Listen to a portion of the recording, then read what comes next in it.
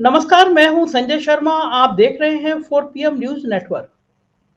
हिंदुस्तान है, अलग-अलग संस्कृति है, अलग-अलग विविधता है, नए-नए रंग रूप हैं और जिस किसी इंसान से मिलो उससे एक नया अध्याय सीखने को मिलता है। दिल्ली आया था कल और आज सुबह मैंने वीडियो बोला था एक कि और मैं हैरान था इस बात पे एक्चुअल में। मैं हैरान था कि सुप्रीम कोर्ट के जजों को कोई इस तरह अभद्र बात कैसे कर सकता है। और सुप्रीम कोर्ट के जजों को कोई इस तरह ट्विटर पे ट्रेंड कैसे कर सकता है, उनके फोटो लगा के उनके परिवार के बारे में अभद्र बात कैसे कर सकता है। देश का सबसे बड़ा मंदिर दो ही कहलाते हैं, मेरी नज़र में दो हैं। एक संसद है। मैं सबसे बड़ा मंत्र मंदिर इसलिए कहता हूँ क्योंकि प्रजातंत्र का मंदिर है वो। हम लोग पूरे देश के लोग चुनते हैं अपने एक सांसद को, सांसद चुन के जाते हैं, वहाँ बैठते हैं और फिर देश का भाग तय करते हैं। भाग विधाता है एक तरह से। तभी प्रधानमंत्री जी जब पहली बार चुने गए थे तो उन्होंने वहाँ पे संसद का चौखट चूमते हुए कहा था कि मैं इस संसद से सारे अपराधी जितने हैं MP member of parliament fast track में मुकदमा चला के पवित्र करूंगा संसद को, ये उन्होंने कहा था। मतलब उनके मन में भी भाव था कि संसद जो है वो लोकतंत्र का सबसे बड़ा मंदिर है। ये अलग बात है कि फास्ट ट्रैक में तय नहीं हो पाए और इस बार भी जो एमपी चुन के आए उसमें बहुत बड़ी संख्या में गंभीर गंभीर धाराओं में मुकदमे हैं, हत्या के भी हैं, अपहरण के भी हैं, बलात्कार के भी हैं। तो लेकिन सबसे बड़े लोकतांत्रिक मंदिर में है वो। दूसरा मैं सबसे बड़ा मंदिर मानता हूँ सुप्रीम कोर्ट का, क्योंकि अदालतें आज भी विश्वास का प्रतीक हैं। आप देखते होंगे जब कैसे किसी दो लोगों में लड़ाई हो जाती है तो एकदम वो कहते हैं कि ठीक है मैं तो ये अदालत में देख लूंगा। मतलब अदालत में अभी भी लोगों का यकीन है।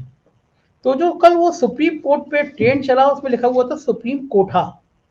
और ये हुआ है कि नुपुर शर्मा के मामले में एक जस्टिस ने कमेंट किए, तीखी टिप्पणी करी और जो एक पत्रकार के रूप में और एक भारत के नागरिक के रूप में मैं उन टिप्पणियों को सही मानता हूँ। क्योंकि अगर किसी भी नागरिक के विचार से कहीं समाज में हिंसा फैलती है, नफरत फैलती है तो उस व्यक्ति को कटघरे में खड़ा किया ही जाना चाहिए। और चूंकि वो भारतीय जनता पार्टी की प्रवक्ता थी नुपुर शर्मा, और एक बात और देखिए, अगर वो गलत नहीं होती तो वो भारतीय जनता पार्टी जो कभी बैकफुट पे नहीं आती, उसने अपने प्रवक्ता नुपुर शर्मा को पार्टी से सस्पेंड कर दिया। ये अलग विषय था कि चूंकि खाड़ी के देश जो थे वो बहुत नाराज हो गए थे नुपुर शर्मा के मोहम्मद साहब को बयान को लेकर। और खाड़ी देशों पे हमारा बहुत बड़ा कारोबार होता है। हमारे अंबानी भैया और अडानी भैया खाड़ी के देशों से करोड़ों अरबों रुपया कमाते हैं। तो अगर खाड़ी के देश वो व्यापार बंद कर देते तो सरकार तो एक तरफ अपने अंबानी भैया अडानी भैया को चोट लगती, और आप जानते हैं ये सरकार कुछ भी कर सकती है लेकिन अंबानी भैया और अडानी भैया का दर्द नहीं देख सकती। मतलब उनको मन में अंबानी भैया अडानी भैया के लिए प्यार बहुत है और खाड़ी के देश नाराज थे तो अंबानी भैया और अडानी भैया का मामला खटाई में पड़ जाता तो नुपुर शर्मा को बाहर का रास्ता दिखा दिया गया। लेकिन मैं हैरान था, मतलब सुप्रीम कोर्ट का ट्विटर पर ट्रेंड और सुप्रीम कोर्टा लिख दिया जाए तो मेरे लिए बड़ी हैरानी भरी बात थी। तो मैंने आज सुबह 6 बजे वीडियो लोड किया और 1.25 लाख लोग आसपास देख चुके थे उसको। पूरे देश में वो वायरल हुआ और मेरे पास कई फ़ोन आए। एक दो मेरे मित्र जस्टिस हैं हाई कोर्ट में, उनका भी एक फ़ोन आया और वो कह रहे थे कि शायद ही कोई जज होगा आज जैसे तुम्हारा ये वीडियो नहीं देखा होगा। उन्होंने मुझे सुप्रीम कोर्ट के 3-4 जजों का नाम बताए, बड़े प्रसिद्ध जज हैं, कि उन्होंने ये तुम्हारा वीडियो देख के तारीफ करी कि कम से कम एक पत्रकार ऐसा है जो मुखर होकर बोलता है। तो मुझे किसी से बैर नहीं है, मतलब जो बात होती है मैं तो वही बोलता हूँ। दिल्ली आया था तो वो वीडियो तो मैंने होटल के कमरे में बैठ के बोला, ये भी एक होटल के कमरे में ही हूँ। और आज इसी बीच में देखिए लोग मिलते हैं ना, नई तरह की बात होती है। एक बहुत अच्छे व्यवसायी हैं, मेरे नाम राशि है, संजय नाम है, और स्वीडन में है, वो स्वीडन की नागरिकता ले रही है। आए हुए थे, मेरी एक जगह मुलाकात थी तो बता रहे थे स्वीडन के भारतीय कैसे सोचते हैं भारत के बारे में और अभी भी भारतीय संस्कृति को वहाँ जिंदा रखे हुए हैं। लेकिन इस देश में बढ़ते हुए करप्शन सिस्टम पे वो भी चिंता जाहिर कर रहे थे कि ये ठीक नहीं है मुल्क के लिए। तो इस तरह के लोग भी मिलते हैं, बातचीत होती है। तो नुपुर शर्मा वाले बयान पर जब सुप्रीम कोर्ट को लिए कोटा शब्द हुआ जो ट्विटर पर ट्रेंड हुआ तो मैंने वीडियो बनाया। मुझे यकीन था, चूंकि अब देखिए ना, कोई यूट्यूब पे वीडियो 1.25 लाख लोग देख ले, इसका मतलब कि देश में चर्चा हो रही है। तो मुझे यकीन था कि आज कम से कम सरकार ये कहेगी कि ट्विटर से कि उन लोगों की पहचान करेगी जिन लोगों ने सुप्रीम कोर्ट के जजों को अपशब्द कहे हैं, गालियां लिखी हैं, और उनके खिलाफ कार्रवाई करेगी। और इन जजों का पूरा पूरा खानदान इतिहास भूगोल लिया है। और ट्विटर पे साहब कह रहे हैं जज तो विधायक भी रहे हैं, मतलब बिल्कुल झूठी बात। अब परिवार में कोई अगर किसी पार्टी का एमएलए रहा है, एमपी रहा है, तो उससे इसका मतलब नहीं हो जाता कि आप किसी के बेटे पे जो जज है उस पर टिप्पणी करें। कई सारे तो ऐसे भी हैं जिनको बीजेपी ने ही बहुत आगे बढ़ाया, प्रमोट किया है। अब उनके इतिहास भूगोल को आप जानने लग जाएंगे तो उनके भी पारिवारिक बैकग्राउंड में कुछ लोग पॉलिटिकल लोग रहे हैं। तो अगर पॉलिटिकल कोई पिता, दादा, ताऊ अगर रहा है किसी पार्टी का और बेटा जस्टिस है, तो इस नाते से आप ये नहीं कह सकते कि साहब ये तो उस पार्टी के रहे हैं, ऐसी विचारधारा की बात कर रहे हैं। और सबसे बड़ी बात ये, आप सुप्रीम कोर्ट के फैसले का अगर सम्मान नहीं करेंगे तो देश में क्या करेंगे?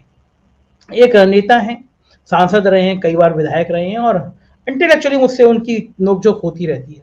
उन्होंने मुझे फ़ोन किया इस वीडियो को देखने के बाद में, संजय जी, सुप्रीम कोर्ट के जज ने भी अपनी मर्यादा का उल्लंघन किया। नुपुर शर्मा के मामले में ऐसा नहीं कहना चाहिए, वैसा नहीं कहना चाहिए। तो मैंने उनसे कहा, सांसद जी ये बताइए आप मुझे कि अब क्या कोई वर्ग सुप्रीम कोर्ट के जजों को भी तय करेगा कि उनको क्या बोलना चाहिए या क्या नहीं बोलना चाहिए? हो सकता है कि एक फैसला आपको पसंद नहीं आया हो, एक हो सकता है एक फैसला मुझको पसंद नहीं आया हो। अब ऐसे बहुत बड़े वर्ग के लोग हैं जो ये कहते हैं कि महाराष्ट्र के मामले में देर रात सुप्रीम कोर्ट ने सुनवाई करी, उनको मौका दिया जाना चाहिए था, विधायक को 24 घंटे बाद मौका नहीं दिया गया। और ये भी कहते हैं कि अर्नब गोस्वामी के लिए तुरंत रात में बेंच बैठ गई। तो आप कह सकते हैं ट्विटर पर, लेकिन आप जजों के प्रति अपशब्द की बात, उनको गाली देना, उनके फोटो वायरल करना, ये तो कहीं ठीक नहीं लगता ना। और ये जो सिस्टम है, ये सिस्टम अगर इसी तरह होता जाएगा खतरनाक, तो बहुत बहुत भयंकर बात हो जाएगी। आप हिंदू मुस्लिम को देश में वैसे ही ले आए हैं, पूरा टोन बना दिया आपने, दिमाग में जहर भर दिया है। अब इस टोन को अगर और बढ़ाते रहेंगे और धर्म की बात और जहर की बात करते रहेंगे तो कहीं ना कहीं नुकसान होगा। अदम गोंडवी की कविता याद आ रही है मुझे, मैं आपको कुछ लाइनें सुनाता हूँ, आपको लगेगा कि उस दौर में कितने साल पहले अदम गोंडवी ने लिखा था। उन्होंने लिखा था, हिंदू या मुस्लिम के एहसास को मत छेड़िए, हिंदू या मुस्लिम के एहसास को मत छेड़िए, अपनी कुर्सी के लिए जज्बात को मत छेड़िए। हम में से कोई हूड़ कोई शक, शक कोई मंगोल है, हम में से कोई हूड़ कोई शक कोई मंगोल है, दफन है जो बात, अब उस बात को मत छेड़िए। गर गलतियां थी बाबर की तो फिर जुम्मन का घर क्यों चले, घर गलती थी बाबर की तो फिर जुम्मन का घर क्यों जले, ऐसे नाजुक वक्त में हालात को मत छेड़िए। है कहां हिटलर जलाकू जार या चंगेज कहां, है कहां हिटलर जलाकू जार या चंगेज कहां, मिट गए सब कौम की औकात को मत छेड़िए। है कहां हिटलर हलाकू जार या चंगेज कहां, मिट गए सब कौम की औकात को मत छेड़िए। छेड़िए एक जंग मिलजुल के गरीबी के खिलाफ। कितनी अच्छी लाइन है, छेड़िए एक जंग मिलजुल के गरीबी के खिलाफ, दोस्त मेरे मजहबी नगमात को मत छेड़िए। तो अदम गोडवी साहब ने जो लिखा है वो हकीकत है। एक जंग होनी चाहिए गरीबी के खिलाफ, जो परेशानियां उनके खिलाफ हम लोग अटके हुए हैं हिंदू मुसलमान के लिए। तो जब सुप्रीम कोर्ट के जज के खिलाफ इस तरह टोन हुआ, जो मेरा वीडियो चला, तो आज अमिताभ ठाकुर हैं, पूर्वाई जी हैं, और अपने इन्हीं क्रांतिकारी तेवरों की वजह से उनको जबरन रिटायर भी कर दिया गया है। फिर नौकरी से निकालने के बाद में भी उनके क्रांति के तेवर कम नहीं हुए। तो एक दिन मुझसे वो बैठ के हम लोग लाइव डिबेट कर रहे थे, तो और तीखा तीखा उन्होंने बातें करनी शुरू करी, और मेरी डिबेट खत्म हुई इसके आधे घंटे बाद पुलिस ने उनको उठा के जेल भेज दिया। कई महीने वो जेल में रहे, लेकिन लौट के आए।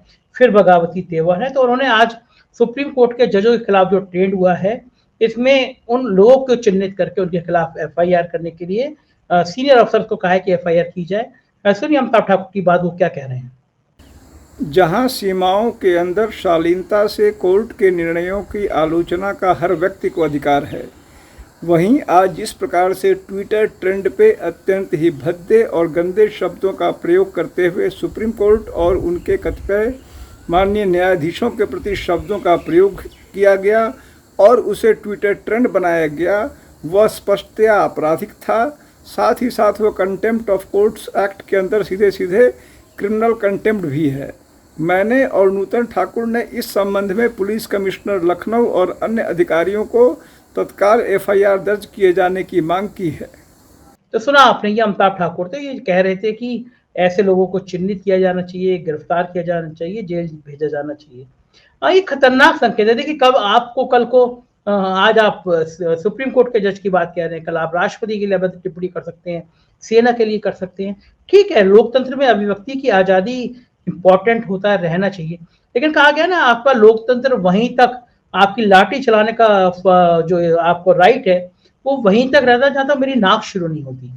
तो आज वो सुप्रीम कोर्ट के चीफ जस्टिस रमन्ना साहब ने भी एक सेमिनार में बहुत इनडायरेक्ट वे में सारी बातें कही। उन्होंने कहा कि ये जो है सरकारें जो होती हैं वो चाहती हैं कि जो वो काम कर रहे हैं सुप्रीम कोर्ट आंखें मूंद कर उनका समर्थन करते रहे, और विपक्ष जो है वो चाहता है कि उसकी बात सुप्रीम कोर्ट आगे बढ़ाता रहे। ये गलत है। ये आज़ादी के दौर में हम इतने साल हो गए तब भी हम नहीं समझ पाए कि सुप्रीम कोर्ट का ये काम नहीं है। तो जस्टिस रमन्ना ने बिल्कुल ठीक बात की, सुप्रीम कोर्ट का ये काम नहीं है, लेकिन बेशक समझ में तो आए। समझ में इसलिए नहीं आता क्योंकि आपको लगता है कि नुपुर शर्मा के बहाने एक माहौल तैयार हो जाएगा, नुपुर शर्मा के बहाने एक हिंदू मुसलमान का माहौल तैयार हो जाएगा जिससे आप अपनी राजनीतिक रोटियां सेक सकते हैं।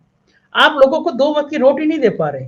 80% आबादी 2 वक्त की रोटी नहीं जुटा पाती। आप जो ये मुफ्त का राशन बांट रहे हैं उसकी वजह से देश की आर्थिक हालात खराब होते जा रहे हैं। और अब आप चुनाव खत्म हो गए, जैसे उत्तर प्रदेश में था, राशन एक बड़ा मुद्दा था सरकार बनाने में। अब चुनाव खत्म हो गए लेकिन पता था कि आप इतना मुफ्त राशन दे नहीं सकते, और 2024 लगभग सामने है, 1.5 साल होते ही कितना है, 2.25 साल। अब आप राशन बंद कर देंगे तो और क्रांति हो जाएगी। तो क्या वो राशन से आपने गेहूं खत्म कर दिया। पहले आप गेहूं भी दे रहे थे, चावल भी दे रहे थे, अब धीरे से गेहूं खत्म हो गया। उत्तर प्रदेश में हंगामा भी मचा था कि राशन कार्डों का सत्यापन हो रहा था, वसूली की बात भी आई थी, डर के मारे कर खंडन जारी करना पड़ा। तो आप एक समय तक आप राशन दे के लोगों को संतुष्ट करने की कोशिश कर रहे हैं, तो आप परमानेंट व्यवस्था नहीं बना पा रहे, तो आप भूख को नहीं मार पा रहे हो। देखिए, भूख से बड़ा कोई धर्म नहीं होता है। मुझे वो चालान याद आनी कि गोली खाकर एक के मुंह से निकला राम, दूसरे के मुंह से निकला अल्लाह, तीसरे के मुंह से निकला यीशु, और चौथे के मुंह से निकला आलू। पोस्टमार्टम की रिपोर्ट, पहले तीनों के पेट भरे हुए थे। तो मेरे कहने का मतलब ये है, जो धर्म के नाम पे जहर बोते हैं, धर्म के नाम पे हिंसा करते हैं, आप ये देखेंगे इसमें कोई बहुत बड़ा टाटा बिरला अंबानी अडानी का बेटा नहीं होगा। वो तो किसी और काम के लिए बने हैं। कोई क्रिकेट बोर्ड का अध्यक्ष बनेगा, कोई विदेश में जाके पढ़ाई करेगा, धंधे करेगा। वहां कौन होगा, मस्जिद के ऊपर चढ़ के भगवा झंडे कौन फहराएगा? मध्यम वर्गीय परिवार का व्यक्ति, मजदूर का बेटा, गरीब का बेटा। उसके दिमाग में आप हिंदू मुसलमान का जहर बनेंगे, तो उससे कहेंगे चढ़ जाओ मस्जिद पे, और मस्जिद पे भगवा फहरा दो, मंदिर पे हरा फहरा दो। ये सब कामों के लिए ना एक्सपर्ट हैं, इस तरफ कामों के लिए एक्सपर्ट रखे जाते हैं और उनसे ये सब काम कराए जाते हैं।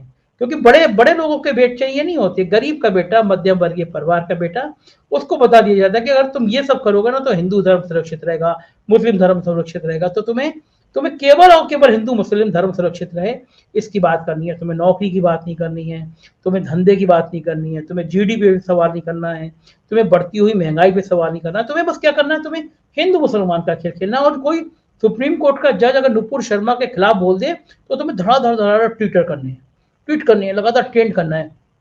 और ट्विटर पे भी ट्रेंड कराने का नया खेल है। कई राज्यों की सरकारें जो बेरोजगार है उनको 5,000 10,000 रुपए तनख्वाह देती हैं, और ट्वीट कराने के लिए 2-2 रुपए देती हैं। मतलब मगर मैं अगर कोई बात ऐसी कह रहा हूँ जो सरकार को अच्छी नहीं लगती है, तो ये पूरी ट्रोल आर्मी है, ये मुझे गाली बकेगी, मेरे परिवार के मेरे बारे में खराब खराब बातें लिखेगी, तो उसको हर ट्वीट पे उस आदमी को 2 रुपए मिल जाते हैं। तो मैं तो खुश होता हूँ, मैं कम से कम मेरे को गाली देके कुछ लोगों का रोजगार चल रहा है, तो मैं कहता हूँ आप और सेश दे दीजिए गाली। और मैं तो एक फार्मूला रखता हूँ कि मैं आपको 100 रुपए दूं, आप ना रखेंगे, मना कर देंगे तो रुपए तो मेरे पास रह जाएंगे। तो कोई लोग गाली दे रहे हैं, कुछ आलोचना कर रहे हैं, मैं उनको स्वीकार नहीं कर रहा हूँ, तो जाहिर है वो उन्हीं के पास रह जाएंगे। तो मेरी जो दुनिया है, जो लोग पसंद करते हैं कि मैं सच बोल पाता हूँ, मैं खरी खरी बात करता हूँ, तो ये मेरे लिए सबसे बड़ी पूंजी है। पठानकोट के मेरे मित्र ऐसी अनजाने से उन्होंने मेरा, सोचिए, नंबर ढूंढने के लिए फेसबुक पे लिखा कि कोई 4 PM न्यूज नेटवर्क वाले संजय शर्मा को जानते हैं तो बताएं।